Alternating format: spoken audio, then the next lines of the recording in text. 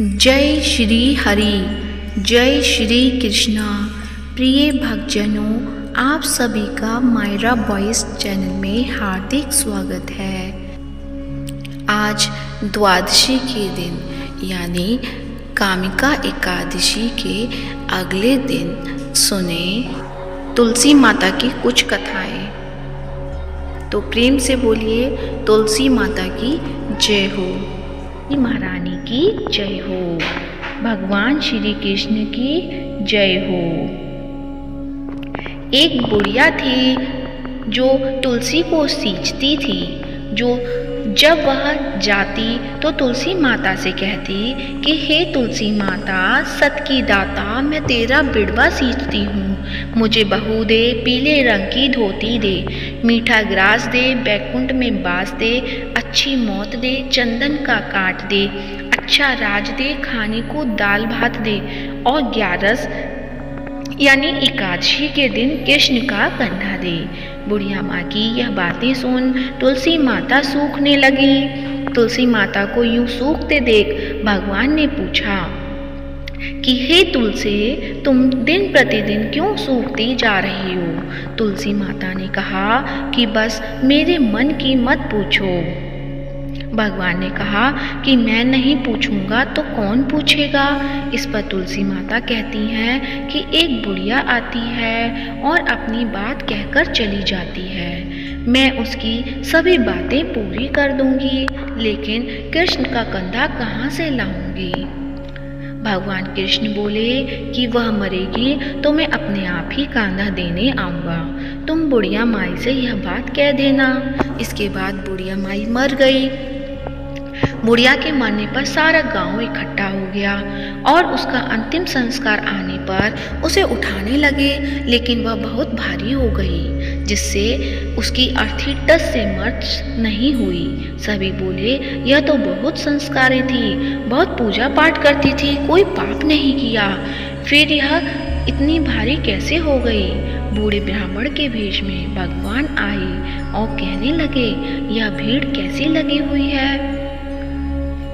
तब गांव वाले बोले कि एक बुढ़िया मर गई है और वह इतनी पापिन थी कि उसकी अर्थी नहीं उठ रही है, वह बहुत भारी हो गई है।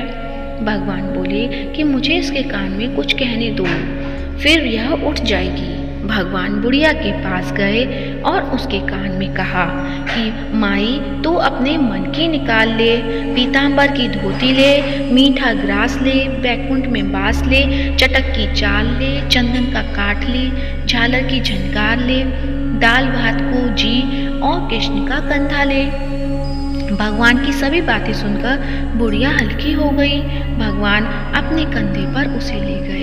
बुढ़िया को मुक्ति मिल गई और वह बैकुंठ को चली गई। हे तुलसी माता, जैसे आपने उस बुढ़िया माई की मुक्ति की, वैसे सभी की करना। जैसे भगवान ने उसे कंधा दिया, हमें भी देना। और तुलसी की पूजा जो भी करे उसे उसका अत्यधिक महत्व होता है। तो प्रेम से बोलिए माता तुलसी की जय हो, कृष्ण भगवान की जय हो। अब सुनते हैं तुलसी माता की दूसरी कथा। शिव महापुराण के अनुसार पौराणिक समय में दैत्यों का राजा दंभ हुआ करता था। वह बहुत बड़ा विष्णु भक्त था। कई सालों तक उसके यहाँ संतान नहीं होने के कारण उसने शुक्राचार्य को अपना गुरु बनाकर उनसे श्री कृष्ण मंत्र प्राप्त किया। यह मंत्र प्राप्त करके उसने पुष्कर सरोवर में घोर तपस्या की। भगवान विष्णु उसकी तपस्या से प्रसन्न हुए और उसे संतान प्राप्ति का वरदान दे दिया। भगवान विष्णु के वरदान से राजा दंभ के यहाँ एक पुत्र ने जन्म लिया। इस पुत्र का नाम शंखचूर्ण रखा गया। बड़ा होकर शंखचूर्ण ने ब्रह्मा जी को प्रसन्न करने के लिए पुष्कर में घोर तपस्या की। उसकी तपस्या से प्रसन्न होकर ब्रह्मा जी ने उसे वरदान मांगने को कहा। तब शंखचूर्ण ने वरदान मांगा कि वह हमेशा अजर अमर रहे, वह कोई भी देवता उसे नहीं मार पाए।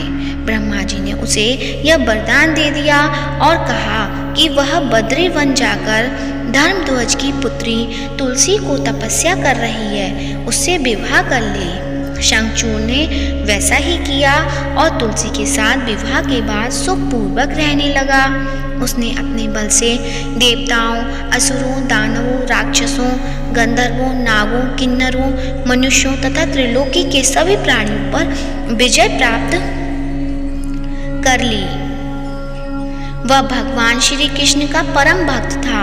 शंखचूड़ के अत्याचारों से सभी देवता परेशान होकर ब्रह्मा जी के पास गए और ब्रह्मा जी उन्हें भगवान विष्णु के पास ले गए। भगवान विष्णु ने कहा कि शंखचूड़ की मृत्यु भगवान शिव के त्रिशूल से ही होगी, अतः आप उसके पास जाएं। भगवान शिव ने चित्ररथ नामक गण को अपना दूत बनाकर शंखचूड़ के पास भेज दिया।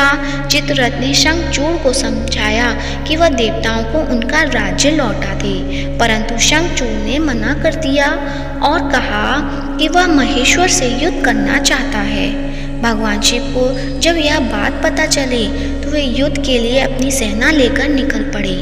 इस तरह देवता और दानवों में घमासान युद्ध हुआ, परंतु ब्रह्मा जी के वरदान के कारण शंखचूड़ को देवता नहीं हरा पाए।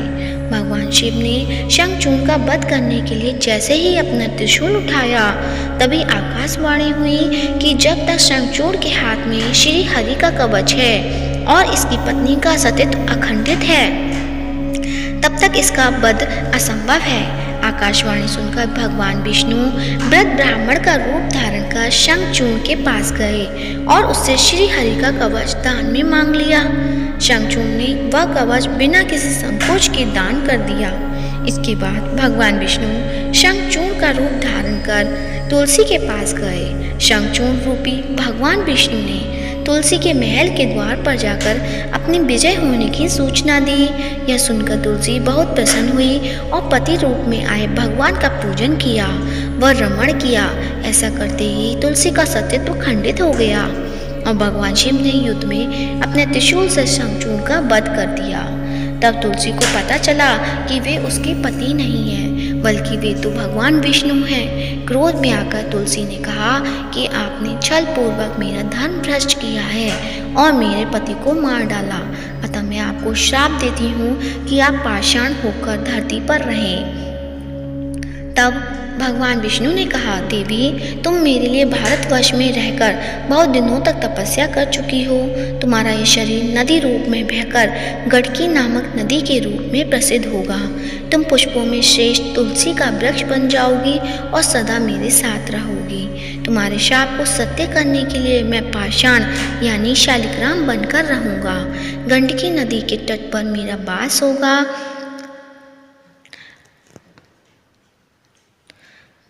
और देवउत्थान एकादशी के दिन भगवान शालिग्राम व तुलसी का विवाह संपन्न कर मांगलिक कार्यों का प्रारंभ किया जाएगा और तुलसी शालिग्राम विवाह करने से अपार पुण्य की प्राप्ति होगी। तो प्रेम से बोलिए, माता तुलसी की जय हो, कृष्ण भगवान की जय हो, शालिग्राम भगवान की जय हो। अब सुनते हैं तुलसी माता की आरती।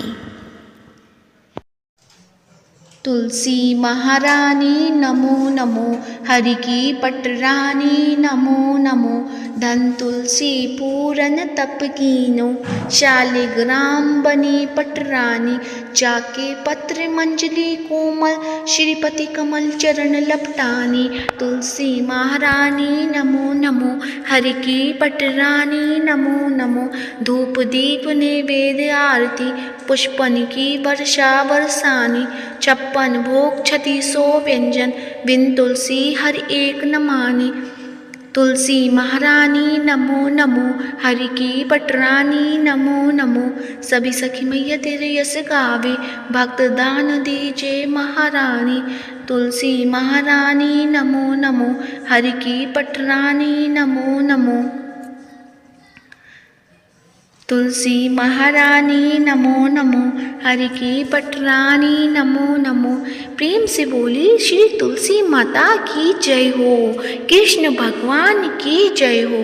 प्रिय भक्तजनों, आज की वीडियो अच्छी लगी है तो वीडियो को लाइक करें, ज़्यादा से ज़्यादा शेयर करें और कमेंट बॉक्स में तुलसी माता की जय हो या कृष्ण भगवान की जय हो अवश्य लिखें और साथ ही मायरा बॉयज़ चैनल को सब्सक्राइब करें। धन्यवाद। जय श्री राधे।